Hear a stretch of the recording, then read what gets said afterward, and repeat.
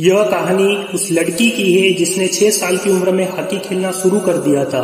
लेकिन जब वह अपने कोच के पास गई कि कोच मुझे हॉकी खेलना है, सीखना है, कुछ करना है, तब उसके कोच ने उसको मना कर दिया क्योंकि वह बहुत कमजोर थी और हॉकी के लिए एक एनर्जी चाहिए जो उसके अंदर नहीं दिख रही थी। लेकिन उसने हार नहीं मानी, जिद की कि मुझे खेलना है। बार बार जाती कोच के पास और आखिरकार कोच को मानना पड़ा और कोच उसको सिखाने के लिए तैयार हो गए थे। लेकिन उसके माता पिता ने भी उसको खेलने से मना किया कि बेटा मत खेलो, लेकिन वो नहीं मानी।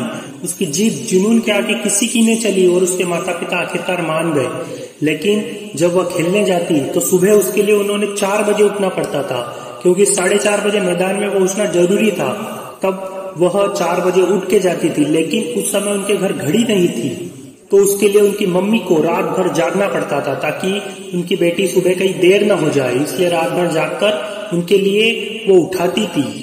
कोच मैदान में सभी खिलाड़ियों को सुबह अपने साथ 500 ml दूध लाने के लिए बोलते थे, लेकिन यह अपने साथ केवल 200 ml दूध और उसमें 300 ml पानी ले जाया करते थे क्योंकि 500 ml दूध के लिए उनके पास पैसे नहीं होते थे।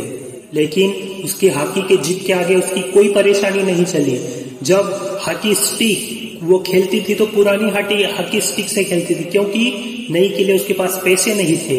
लेकिन ये परेशानी उसने न देखी, केवल अपनी हॉकी के प्रति जिद और जुनून से खेलती रही और वह 14 वर्ष की उम्र में भारतीय टीम में शामिल होने वाली सबसे यंग खिलाड़ी बनी और उसने मात्र 15 वर्ष की आयु में विश्व कप खेलने का खिताब अपने नाम हासिल किया और आगे जाकर वही लड़की भारतीय हॉकी टीम की कप्तान भी बनी। उनका नाम है रानी रामपाल और इन्हीं की कप्तानी में 2016 रियो ओलंपिक में 36 साल के बाद भारतीय महिला टीम की रियो ओलंपिक में क्वालिफाई हुई थी। बहुत बड़ी कामयाबी थी और इन्हीं की कप्तानी में आप जानते हैं कि 2020 टोक्यो ओलंपिक में भारतीय टीम इतिहास में पहली बार सेमीफाइनल में पहुंची थी।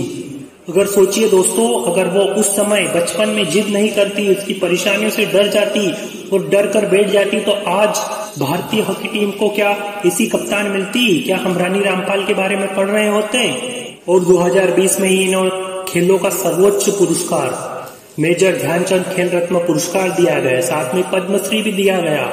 ऐसी महान शख्सियत जिसको इतनी परेशानियां उठानी पड़ी, उसके बावजूद वो कभी थकी नहीं, कभी हारी नहीं और खेलती रही अपनी जिद, अपने जुनून के साथ। परेशानियां तो सबके जीवन में है, लेकिन कोई उनसे लड़कर मर जाता है तो कोई लड़कर आगे बढ़ जाता है। अगर परेशानियां तुम्हारी है तो लड़ना भी तुम्हें होगा, अगर सपने तुम्हारे हैं तो पूरा भी तुम्हें ही करना होगा। अगर हीरे की तरह चमकना चाहते हो तो पहले हीरे की तरह तपना भी होगा, उसकी तरफ कठोर बनना पड़ेगा, अपनी मेहनत करना पड़ेगा, परेशानियों से लड़ना पड़ेगा, जूझना पड़ेगा।